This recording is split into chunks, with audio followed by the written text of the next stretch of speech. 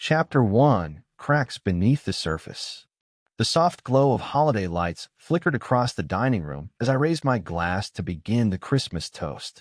The smell of roasted turkey and spice cider filled the air, and the festive table was set to perfection. Just as I opened my mouth to speak, my youngest son, Ethan, leaned back in his chair with a smirk that immediately set me on edge. "Here's to Dad," he said, clinking his glass loudly against his brother's. His tone was laced with sarcasm. The man who taught us that hard work can buy, well, almost everything. The room fell silent. The tension was suffocating, like the entire house held its breath. My eldest, Max, turned his head slowly, his expression dark with a dangerous mix of confusion and anger. "What the hell is that supposed to mean?" he asked, his voice low but sharp enough to make everyone flinch. Ethan shrugged, swirling the wine in his glass like he'd been preparing for this moment. "I mean," he said, his words deliberate, "maybe money can't buy respect. Or truth. Isn't that what Christmas is supposed to be about? Family? Honesty?" His words landed like a bomb, detonating the fragile holiday peace I'd worked so hard to create. Before I could process what was happening, Max shot out of his chair, sending his plate clattering to the floor. His fists clenched as his face twisted with rage. "You little," Max snarled before swinging at Ethan. The sound of Max's fist connecting with Ethan's jaw reverberated through the room like a thunderclap. Plates and glasses toppled as chaos erupted around the table. Ethan fell back, his chair skidding across the floor, but he didn't stay down for long. He launched himself at Max, tackling him into the centerpiece. Candles and ornaments scattered, shattering on impact. "Stop it. Both of you stop." Rachel, my wife, screamed, her voice high-pitched but powerless against the storm. I stood frozen, my heart pounding in my chest. This was supposed to be our night, the culmination of weeks of meticulous planning. I convinced myself this year would be different. Maybe this Christmas, we'd finally feel like a family again. Instead, the moment unraveled in front of me, threads of dysfunction spilling everywhere. In the middle of the chaos, my eyes drifted toward the far end of the table. Caleb, Rachel's brother, sat calmly, arms crossed. While everyone else scrambled to separate the boys, Caleb remained eerily composed. His lips twitched into the faintest smile, one that sent a chill down my spine. That's when it hit me. Caleb knew something. Whatever this was, whatever Ethan's cryptic toast had meant, Caleb was in on it. Finally snapping out of my stupor, I darted around the table and grabbed Max by the arm, dragging him back. "Enough. Both of you," I bellowed, my voice louder than it had been in years. Max's chest heaved as he glared at Ethan, whose lip now bled. Ethan wiped his mouth with the back of his hand, smirking through the pain. "Typical," he muttered under his breath, loud enough for only me to hear. Rachel turned to me, her face pale and twisted with anger. "Do something," she snapped. "You're their father. Fix this." I didn't respond. Couldn't. My attention was still on Caleb, who had now risen to his feet. Hands in his pockets, he surveyed the wreckage of our family dinner with unsettling detachment. His calmness felt wrong, almost predatory. The fight ended, but the house didn't recover. Not emotionally, anyway. Ethan stormed off to his room, slamming the door so hard the frame shook. Max retreated to the garage, his heavy footsteps echoing through the house as he paced. Rachel flitted around the living room, half-heartedly cleaning the mess while muttering under her breath. And Caleb? Caleb was the picture of indifference. He lounged on the couch with his phone, scrolling idly as though nothing had happened. The faint smirk remained, as though he were amused by it all. I leaned against the kitchen counter, staring blankly at the sink as my pulse raced. Ethan's words played on an endless loop in my mind. Maybe money can't buy respect. Or truth. What truth? I told myself it was just teenage rebellion. A poorly timed jab meant to embarrass me in front of the family. But something about the way Ethan spoke, so deliberate, so pointed, made it impossible to dismiss. And Caleb, his expression during the fight haunted me. He hadn't lifted a finger to intervene. No concern for Ethan or Max. Just that smirk. Rachel's voice broke my train of thought. Well, she asked sharply, are you just going to stand there? Or are you going to talk to them? I tightened my jaw but didn't respond. Instead, I turned to her, watching as she busied herself straightening the same pile of papers for the third time. She wasn't looking at me. She hadn't really since the fight began. Why don't you sit down? I said finally, my tone calm but pointed. You're acting like you're the one who got punched. She froze, her back to me, before turning with a forced laugh. Oh, don't be ridiculous. Someone has to clean up this mess. God knows you won't. I ignored the jab. Something was off, and I wasn't going to let her distract me with her usual sharp remarks. I'll talk to them, I said, steadying my voice. But first, I need to know something. Her eyes narrowed. What? What's going on with Ethan? I asked, stepping closer. His comments weren't just teenage sass. He was saying something. Rachel's arms crossed defensively. He's a teenager, Lucas. He's moody, hormonal, and mad because you're always at work. What do you expect? Her response felt too rehearsed, too pat. Suspicion gnawed at me. And Caleb? I pressed. Why didn't he step in? Why was he just sitting there, smiling, while our sons were beating the hell out of each other? Her lips pressed into a thin line. Caleb isn't their father. It's not his job to referee your sons. Her words stung, but I didn't let them distract me. It wasn't just that, I said. He was smiling, Rachel. While our sons were fighting, he was smiling. Her face flushed, and for a moment I thought she might snap. Instead, she laughed. A cold, hollow sound. You're being ridiculous, she said, brushing past me toward the stairs. Maybe if you spent less time working and more time with your family, you'd understand what's going on. I stared after her, my stomach twisting. Paranoia. That's what she always called it when I pushed too hard. But this time, it wasn't going to work. Something was happening in this house, something Rachel didn't want me to see, and I was going to find out what it was. Chapter 2. Shadows of Deception. The morning after the disastrous Christmas dinner, the house was eerily silent. The shattered ornaments and wine-stained tablecloth remained untouched, a haunting reminder of the night before. No one seemed eager to address the mess or the deeper fractures it symbolized. Rachel had holed up in the bedroom, avoiding eye contact and offering clipped, dismissive answers whenever I attempted conversation. Ethan stayed in his room, the bass from his music shaking the walls. Max left early, muttering something about needing air, though I could still feel his frustration reverberating through the house like an aftershock. Caleb, however, lingered. He lounged on the couch as though he were king of the castle, scrolling idly through his phone without a care in the world. His detachment made my skin crawl. I leaned against the kitchen counter, my eyes fixed on the sink as my thoughts churned.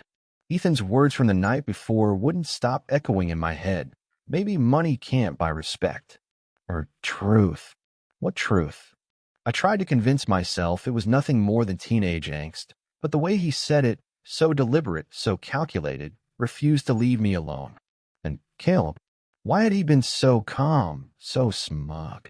Every instinct in me screamed that he knew something I didn't. By midday, the suffocating tension in the house became unbearable. Rachel found me in the kitchen, her movements sharp and her tone sharper. Well, she demanded, her arms crossed. Are you going to talk to them, or are you just going to stand there sulking? Her words struck a nerve. Why don't you tell me what's really going on, Rachel? I said, turning to face her.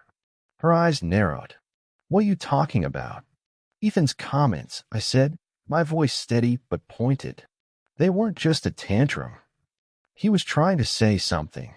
Rachel's posture shifted subtly, her arms tightening across her chest. He's angry because you're always at work, Lucas. He feels neglected. That's all. It was the same excuse she always used, but her defensive tone only deepened my suspicions. I decided to push harder. And Caleb? I asked. Why was he just sitting there, watching like he enjoyed it? Why didn't he try to stop them? Rachel froze for a split second, her reaction so subtle that most wouldn't have noticed. Caleb's not their father, she said coolly.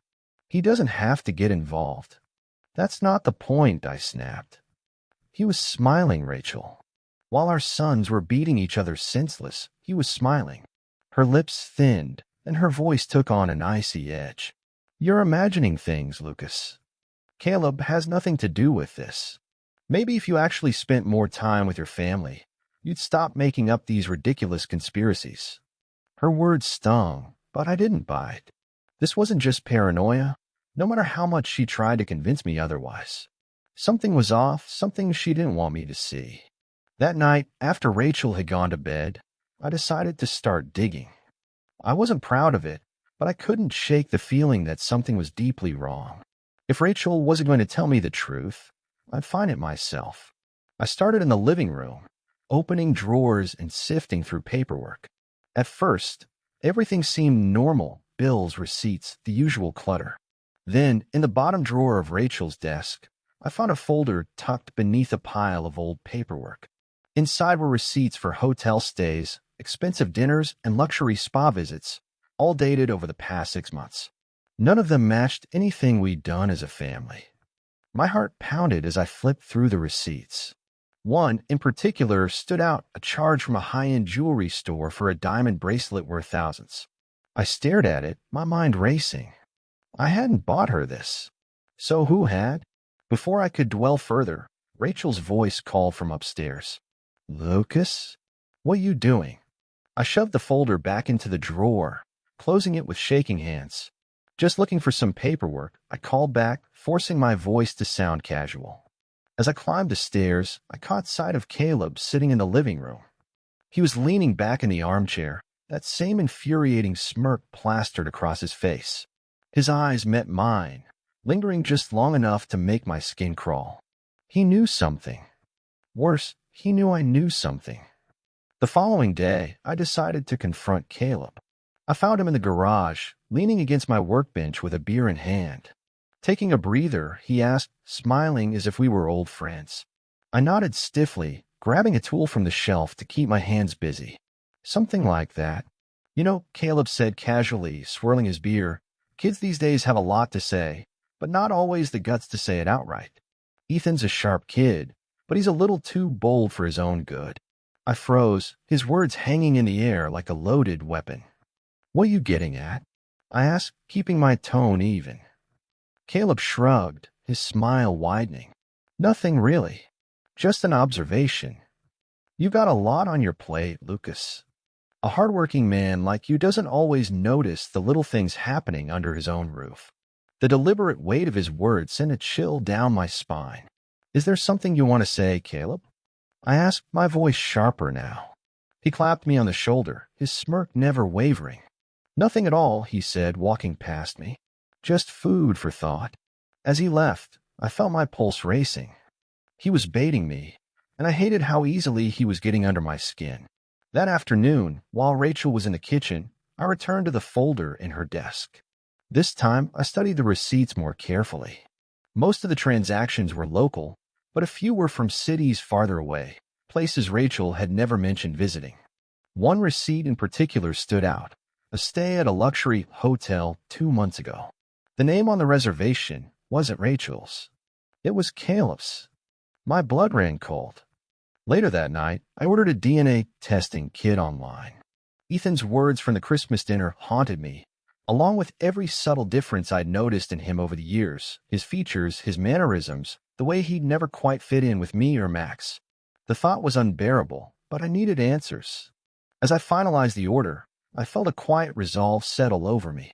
Whatever was happening in this house, I wasn't imagining it, and I wasn't going to stop until I uncovered the truth. Chapter 3: Unveiling the Shadows.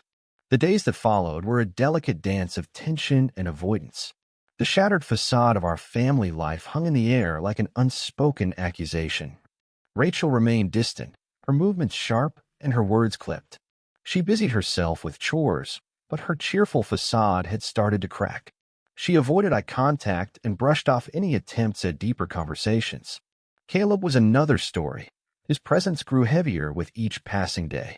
He lounged around the house like a permanent fixture, his smirks and cryptic remarks only fueling my suspicions. Ethan, meanwhile, had retreated even further into his world, blasting music so loud it shook the windows. Max came home late every night, his frustration evident in his heavy footsteps and the occasional muffled slam of a door. The tension between the boys remained unresolved, and I couldn't blame them. They were navigating a storm they didn't fully understand. It was a storm I intended to unravel. The DNA test kit arrived sooner than I expected. A plain, unassuming package dropped discreetly at the front door. I opened it in the quiet solitude of my office, my hand shaking as I read through the instructions. A cheek swab would suffice, simple enough. I decided to collect Ethan's sample when he wasn't paying attention. I hated myself for the deceit, but I needed the truth, no matter how painful it might be. The waiting was the hardest part. The kit promised results in 2 to 3 weeks, but every day felt like an eternity. To distract myself, I returned to my investigation. I spent late nights combing through our financial records, every receipt, every bank statement. The deeper I dug, the worse it got. Over the past year, nearly $50,000 had been drained from our savings account. The withdrawals were small enough to avoid immediate notice, but frequent enough to add up. Many of the transactions were for luxury goods, expensive hotel stays, and wire transfers to an account I didn't recognize. My blood boiled as the pieces began to form a picture, one I wasn't ready to accept but couldn't ignore. One evening, I caught Caleb on the phone in the garage. He stood with his back to me, his voice low and deliberate. "I don't care what he thinks he knows," Caleb said, his words clipped. "Just keep everything quiet for now. We'll deal with it when this blows over." I stayed hidden, straining to catch every word. "No, I don't want to talk about this over the phone," he continued. "We'll meet tomorrow. Same place. Same time." He ended the call, turning sharply, and froze when he saw me standing in the doorway. "Something you want to share, Caleb?" I asked, keeping my voice steady. His smirk returned, but there was a flicker of something behind it. Nervousness? Fear? "Nothing that concerns you," he said casually. "Just business." I didn't push further. His slip was enough to give me a lead. The next morning, I followed him. I stayed far enough back to avoid detection, my pulse pounding with anticipation. Caleb drove into the city, eventually parking outside a small, nondescript office building. I watched as he entered, glancing over his shoulder before disappearing through the door. After waiting a few minutes, I approached the building. A sign outside revealed the name of the firm, Wright & Baker Financial Solutions. It specialized in asset management and financial disputes. My stomach churned. What business did Caleb have here? I snapped a photo of the sign and the building before retreating to my car. The name of the firm and the address became another entry in my growing folder of evidence. That evening, I confronted Rachel. She was sitting on the couch, scrolling through her phone, when I dropped the photo onto the coffee table in front of her. Her eyes flicked to the picture, then to me, her expression unreadable. "What's this?" she asked, her voice unusually calm. "That," I said, keeping my tone measured, "is Caleb at a law firm. Care to explain what he's doing there?" She picked up the photo, her hands trembling slightly. "I have no idea," she stammered. "Why would I know?" "Because you've been in on this from the beginning," I snapped, my frustration boiling over.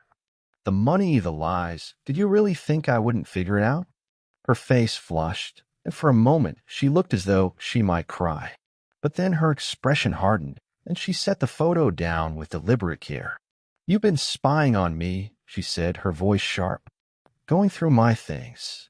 Invading my privacy." "Privacy?" I shot back, my voice rising. "What about trust? What about this family? You've been stealing from me, funneling money to Caleb, and now you're playing the victim." Tears welled in her eyes, but they didn't sway me. I wasn't finished. "Do you have any idea what you've done?" I demanded, my voice breaking. "To Ethan? To Max? To me?" For the first time, Rachel's composure cracked completely. She sank into the couch, her face buried in her hands as sobs racked her body. But I felt no sympathy. Not yet. There was too much she still wasn't telling me. The days leading up to New Year's were a minefield. Every conversation, every glance was loaded with unspoken tension. Rachel's sharp tongue was dulled, replaced by a strange cheerfulness that fooled no one. Caleb, on the other hand, grew bolder. His veiled taunts and sarcastic remarks made it clear he wasn't afraid of me. I wasn't rushing to confront them fully. The DNA test results were still pending, and I knew that when the truth came out, it would need to be ironclad. But every passing day only fueled my resolve. 2 days later, the results arrived. I sat in my car, the unopened email glaring at me from my phone screen. My hand trembled as I opened it, scanning the clinical language until I found the words I was looking for. Probability of paternity, 0%. I read the line over and over, my vision blurring. Jason wasn't my son. The realization hit me like a freight train. I thought I was prepared, but nothing could have braced me for the finality of seeing it in black and white. Every memory I had of Ethan, his birth, his first words, his first steps, felt like a cruel joke. Grief, anger, and betrayal surged through me, but beneath it all was a cold clarity. This wasn't just about Ethan or the money. It was about something far deeper. And I wasn't going to let it destroy me without a fight. Chapter 4: The Confrontation Plan. The DNA test results sat on my desk, a silent confirmation of the betrayal that had already taken root in my mind. Jason wasn't my biological son. The words burned into me, each syllable a cruel jab at everything I thought I knew about my family. I wanted answers. No, I needed answers. But this wasn't just about Jason anymore. The lies Rachel and Caleb had been weaving were far larger than I had imagined. I spent the following days in quiet preparation, documenting every scrap of evidence I'd gathered. Late at night, while the house was cloaked in silence, I pored over receipts, bank statements, and photos. I created a meticulous record, organizing everything into a folder I labeled simply "The Truth." Every discovery added fuel to the fire, but it also clarified my next steps. The picture that emerged was damning. Over the past year, Rachel and Caleb had systematically drained our savings, funneled money into a separate account, and used it to fund trips, gifts, and God knows what else. The evidence was undeniable, but I wasn't ready to confront them, not yet. I wanted them to have no room to wiggle out of the consequences. This time, the truth would be absolute. The final straw came when I discovered an email buried in Rachel's sent folder. It was short and vague, but it referenced a reservation at a luxury resort a month ago. The reservation was for 2 people, Rachel Bennett and Caleb Carter. The email was dated the same weekend Rachel had told me she was visiting her sister. I gripped the edge of my desk, my knuckles white as the words blurred in front of me. My suspicions weren't just suspicions anymore. They were cold, hard reality. Rachel had been avoiding me, her cheerful mask slipping more often than not. Caleb, on the other hand, seemed to revel in his newfound boldness. His smirks and offhand comments grew more brazen by the day, each one a veiled taunt, daring me to say something. One evening, as Rachel busied herself in the kitchen, I decided to force the issue. "I've been thinking," I said, leaning against the counter. Rachel barely glanced up. "Oh, about what?" "About hosting another dinner," I said casually. "A chance to reset things after Christmas. Just immediate family." She froze, the knife in her hand hovering midair. "A dinner?" "Yeah," I said, my tone light. "I think it's what we need." She hesitated, her eyes flicking toward the doorway, as though expecting Caleb to walk in at any moment. I suppose that's a good idea." "Great," I said, smiling faintly. "We'll do it this Friday." Her nod was slow, her movements deliberate as she turned back to chopping vegetables. But I could feel the unease radiating from her. The night of the dinner arrived quickly. I stayed in the background as Rachel and Caleb prepared the food, their laughter forced and brittle. Ethan and Max arrived at the table in silence, the tension between them still palpable but overshadowed by the greater unease hanging in the air.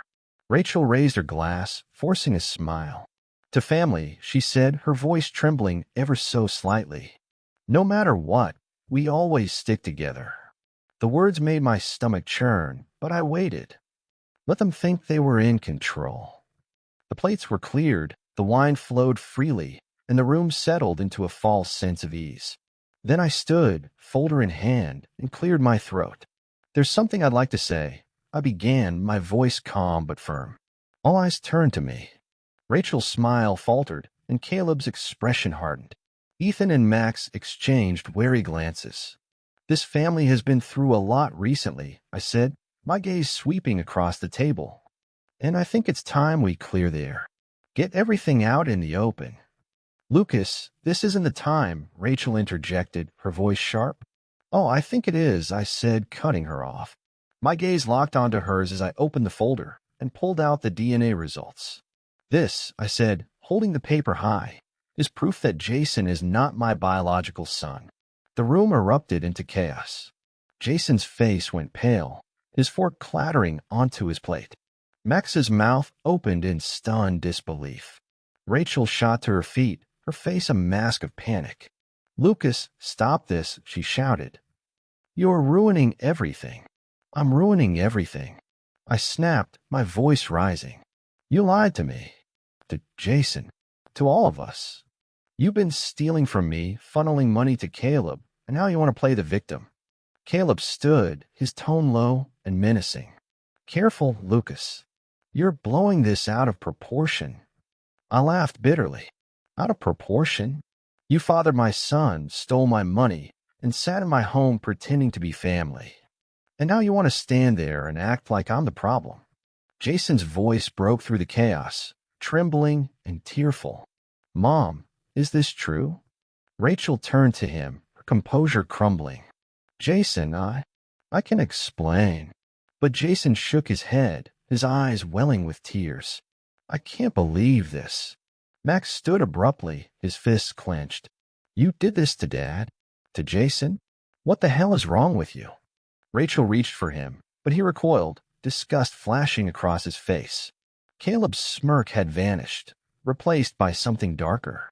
He took a step toward me, but I stood my ground, my voice cold and steady. This ends now. Both of you. Get out of my house. Rachel looked at me, tears streaming down her face. Lucas, please. Get out, I repeated, my voice leaving no room for argument. The aftermath was chaos. Rachel and Caleb fled, their weak protests and empty threats trailing behind them. Jason retreated to his room, his sobs echoing down the hallway, while Max sat beside me on the couch, his anger simmering beneath the surface. Are you okay, Dad? Max asked quietly. I stared at the remnants of the folder on the coffee table, the evidence that had unraveled everything I thought I knew. I don't know, I admitted. Max nodded, his jaw tight.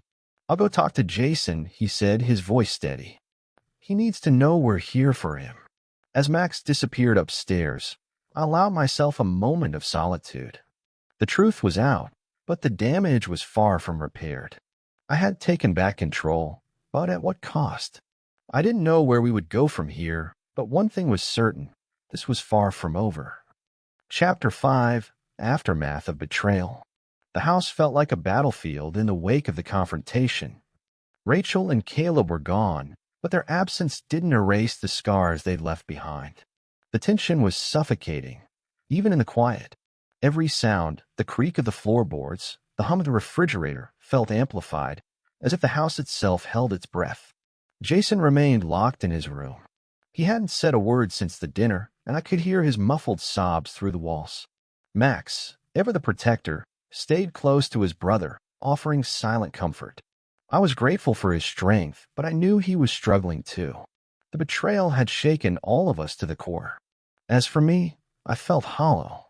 I had exposed the lies, dragged the truth into the light, but there was no satisfaction, no sense of triumph. The family I had fought so hard to protect had been torn apart. And now I had to figure out how to pick up the pieces. 2 days later, the first real blow came. An email from the bank arrived early in the morning, flagged as urgent. The subject line read, Account alert, low balance. My heart sank as I opened it. One of our joint accounts, the one I hadn't touched in months, had been completely emptied. Every cent was gone. I clenched my fists, fury boiling just beneath the surface. Rachel and Caleb hadn't just left. They had taken one last swing at me before fleeing. It was retaliation, a final act of defiance to show they still had some power. I spent the next few hours on the phone with the bank, navigating a maze of customer service representatives and fraud investigators. By the end of the call, it was clear the money wouldn't be coming back without a fight. Even then, there were no guarantees. But this wasn't about the money anymore. It was about the principle, about justice. I refused to let them win. The following days were a blur of controlled chaos. I pored over every piece of evidence I had, determined to build an airtight case. The photo of Caleb at the law firm became a centerpiece of my investigation. Through more digging, I confirmed that he had been setting up an account to stash the stolen money. Meanwhile, Rachel's receipts painted a damning picture of her betrayal: luxury hotels, expensive dinners, extravagant gifts, all funded by years of deceit. Each discovery added to my resolve, but they also raised new questions. How long had this been going on? How much had they taken from me, not just in money, but in trust, in time, in the dignity of a family I thought was unshakable? In the midst of my investigation, Max came to me one evening. He stood in the doorway of my office, his expression a mix of concern and determination. "Dad," he said quietly, "how's Jason holding up?" I set down the stack of papers I've been combing through. "Not great," I admitted. "He's angry, confused, hurt." Max nodded, his jaw tightening. "He feels like it's his fault." My chest tightened. "None of this is his fault," I said firmly. "He didn't ask for any of this." Max hesitated, then stepped closer. "I've been talking to him. He wants answers, Dad. He needs to know where we go from here." I sighed, running a hand through my hair. "We move forward," I said, though the words felt hollow. "One step at a time." The next day brought an unexpected twist. As I sorted through Rachel's emails, I found one that caught my attention. It was sent to a hotel in the city, a reservation for two, dated just 3 weeks before the dinner. The names listed were Rachel Bennett and Caleb Carter. The email was short and vague, but it confirmed what I already knew. Rachel and Caleb hadn't just been lying. They had been living a double life, flaunting their betrayal in plain sight. My anger simmered beneath the surface, but I forced myself to stay calm. There would be time for rage later. For now, I needed to focus. That evening, Jason emerged from his room. His eyes were red, his shoulders slumped. He hesitated in the doorway of the living room, as though unsure if he was welcome. "Hey," I said softly, patting the spot on the couch next to me. "Come sit." He shuffled over, sitting stiffly, his hands clasped tightly in his lap. I don't know what to say," he admitted, his voice barely above a whisper. "You don't have to say anything," I said. "Just know that none of this is your fault." "None of it." Tears welled in his eyes, but he nodded. I feel like I don't belong." My heart broke at his words. "Jason, listen to me," I said, placing a hand on his shoulder. "It doesn't matter what that DNA test says. You are my son. You will always be my son." He broke down then, sobbing into his hands. I wrapped my arms around him, holding him as he let out all the pain he'd been holding inside. In that moment, I realized something. The truth wasn't just about exposing lies. It was about rebuilding trust, healing wounds, and reminding my sons that no matter what, we were still a family. The next morning, I decided to force Rachel and Caleb's hand. I called Rachel, keeping my voice steady despite the storm of emotions roiling inside me. "We need to talk," I said. There was a long pause on the other end. "I don't think there's anything left to say," she replied, her voice shaky. "There is," I said firmly. "Jason needs answers. Max needs answers. And so do I." She hesitated. "What do you want?" "I want you and Caleb here tomorrow evening," I said. "We're settling this. No more lies, no more excuses. If you're not here, I'll handle it my way." There was silence, then a reluctant sigh. "Fine," she said. "We'll be there." The stage was set for the final confrontation. The next evening, as the clock ticked closer to their arrival, I sat in the living room with Max and Jason, going over everything one last time. "This isn't going to be easy," I told them. "But we need to stick together. No matter what happens, we face it as a family." Max nodded, his jaw set with determination. Jason didn't speak, but he reached for my hand, gripping it tightly. It was all the reassurance I needed. As the sound of tires crunching on the driveway reached my ears, I felt a surge of resolve. Rachel and Caleb thought they could control the narrative, but this time, the truth was mine to tell. Chapter 6: The Final Confrontation. The doorbell rang, the sound sharp and jarring against the heavy silence of the house. Jason stiffened beside me, and Max's jaw tightened. I stood, taking a deep breath to steady myself before heading to the door. Rachel and Caleb stood side by side on the porch. Rachel's face was pale, her hands fidgeting at her sides, while Caleb wore his usual smirk, though it was more forced than ever. His eyes darted past me, scanning the house like he was already planning his next move. "Come in," I said, stepping aside. My voice was calm, but every muscle in my body was tense. They entered cautiously, their movements stiff. As they stepped into the living room, Rachel's eyes immediately landed on Jason, who was sitting rigidly on the couch. Max stood behind him, his protective stance unmistakable. Rachel's lips parted as if to say something, but Jason looked away, refusing to meet her gaze. "Let's get to it," I said, motioning for them to sit. Caleb slumped into an armchair, his air of casual arrogance more exaggerated than ever, while Rachel perched on the edge of the couch, her shoulders hunched. I didn't waste time. I placed the folder of evidence on the coffee table and flipped it open. The pages fanned out like a damning exhibit in a courtroom. "This," I began, pulling out the DNA results, "is proof that Jason is not my biological son." Jason tensed, his knuckles white as he gripped the couch cushion. Rachel's face crumbled, and Caleb's smirk faltered, replaced by a flicker of unease. "Lucas," Rachel started, but I cut her off. "No," I said firmly. "You've had plenty of chances to explain yourself, but you chose to lie. Over and over again. To me, to Jason, to Mac." She faltered, her voice breaking. Tears welled in her eyes, but I wasn't moved. "I didn't want to hurt anyone." "Hurt anyone?" I said, my voice rising. "You've been hurting us for years. You stole from me, you betrayed our family, and now you want to act like the victim." Caleb leaned forward, his smirk returning in full force. "All right, Lucas," he said, his tone dripping with mockery. "You've made your point. Jason's not yours. So what?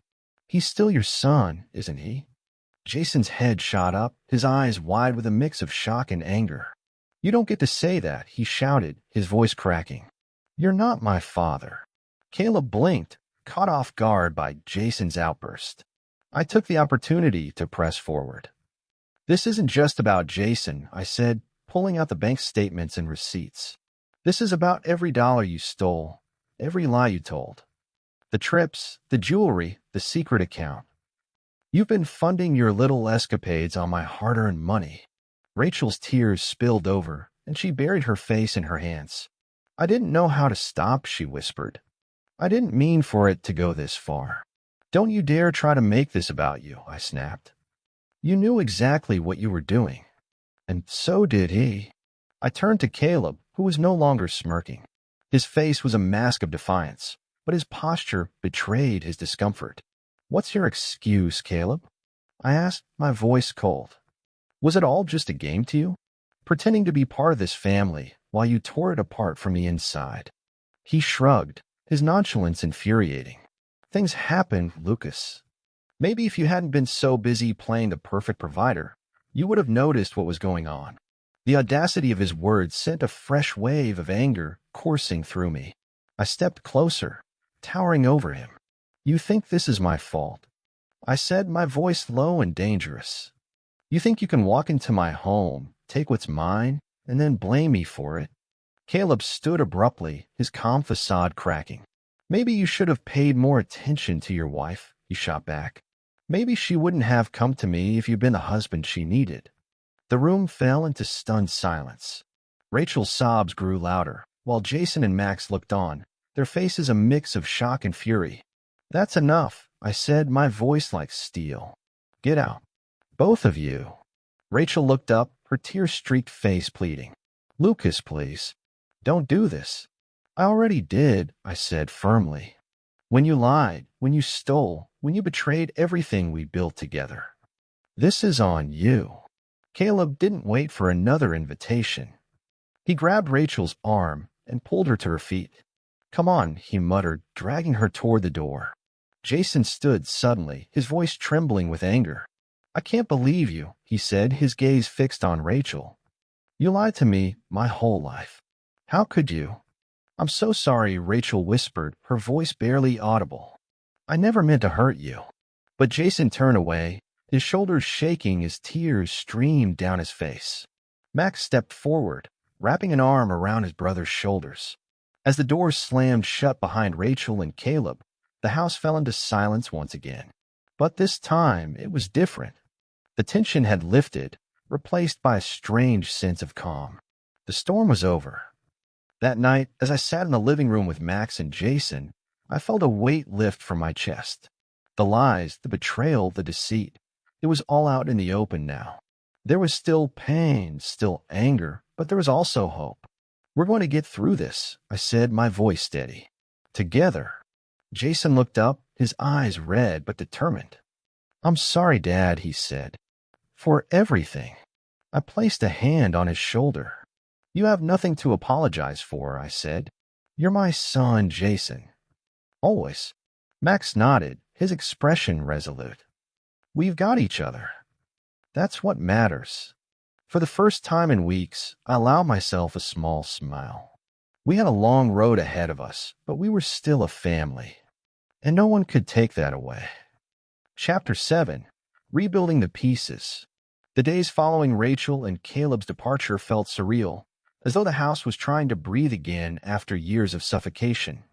The storm had passed, but its wreckage was everywhere, emotional debris scattered across every interaction and memory. Still, there was one undeniable truth.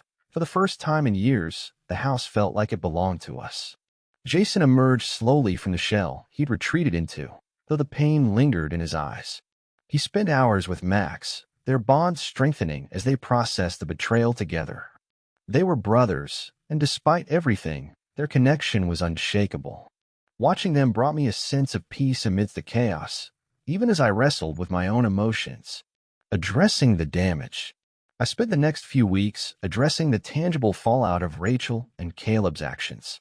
The missing money weighed heavily on me, but the evidence I had compiled was comprehensive. I filed a formal police report detailing the theft, the fraudulent transactions, and the bank accounts Caleb had set up. It wasn't just about recovering the money, it was about ensuring they faced consequences. The legal process was slow, but I stayed persistent. With every call to the bank, every meeting with an attorney, I felt a sense of control returning. For years, Rachel and Caleb had manipulated the narrative, twisting reality to suit their needs. Now the truth was out, and I intended to see it through to the end. Rebuilding trust with Jason. The hardest part of moving forward was Jason. Though he tried to put on a brave face, I could see how deeply the revelations had shaken him. One evening, I found him sitting on the back porch, staring out into the darkness. "Mind if I join you?" I asked, stepping outside. He shrugged but didn't protest, so I sat beside him. For a while, we sat in silence, the cool night air wrapping around us. "I feel like everything I knew was a lie," he said finally, his voice barely above a whisper. I nodded, letting his words hang in the air before responding. "I can't imagine how hard this has been for you," I said. "But Jason, one thing hasn't changed. You're still my son. None of this changes that." He looked at me, his eyes brimming with unshed tears. "But I'm not a biologically." "Biology doesn't matter," I said firmly. "You're my son because I raised you. I was there for your first steps, your first words, your school projects, and everything in between. You're mine, Jason. Always." A tear slipped down his cheek, and he wiped it away quickly. "Thanks, Dad." I smiled, squeezing his shoulder. "We'll get through this. Together." Fresh start. Max, ever the steady presence, took on a larger role in helping Jason heal. He became the voice of reason, the grounding force that kept us all moving forward. I saw so much of myself in him, his determination, his loyalty, his quiet strength. Watching him step into that role made me prouder than I could ever express. As for me, I focused on rebuilding the foundation of our family. Small steps became the cornerstone of our recovery. Family dinners, movie nights, and even tackling small home projects together. Each moment, however small, was a reminder that we were still a family, despite everything. I also sought therapy both for myself and for the boys. It wasn't an easy decision, but it was necessary. The weight of betrayal, the anger, and the grief weren't things we could handle alone. Talking to someone helped us process the trauma, find closure, and begin to heal. The final word. About a month after the confrontation, I received a call from the police. Caleb had been arrested on charges of fraud and theft, his financial schemes finally catching up with him. Rachel's involvement was less clear, but the legal system was beginning to take its course. When I told Jason and Max, their reactions were mixed. Jason looked relieved, though a hint of sadness lingered in his expression. Max, ever the protector, seemed satisfied, his sense of justice finally vindicated. "Does this mean it's over?" Jason asked quietly. I hesitated, then nodded. "For the most part, yes. But moving forward is up to us now." He nodded, and for the first time in weeks, I saw a flicker of hope in his eyes. A new beginning. Spring arrived slowly, bringing with it a sense of renewal. The house, once filled with tension and deceit, began to feel like home again. The boys and I started new traditions: weekend hikes, board game nights, and the occasional impromptu road trip. Each memory we created felt like a step away from the darkness of the past. One evening, as we sat around the fire pit in the backyard, Max turned to me. "You know, Dad, it feels different now." "Better." I smiled, the warmth of the fire reflecting in my expression. "That's because it is better. We've been through a lot, but we're still here. And as long as we have each other, we'll be okay." Jason nodded, a small smile tugging at the corners of his lips. "Thanks for not giving up on us." "Never," I said firmly. "You're my family. Nothing will ever change that." As the fire crackled and the stars sparkled overhead, I allowed myself a moment of peace. The road ahead wouldn't be without challenges, but for the first time in years, I felt like we were heading in the right direction. Together, we were rebuilding, not just a family, but a future worth fighting for.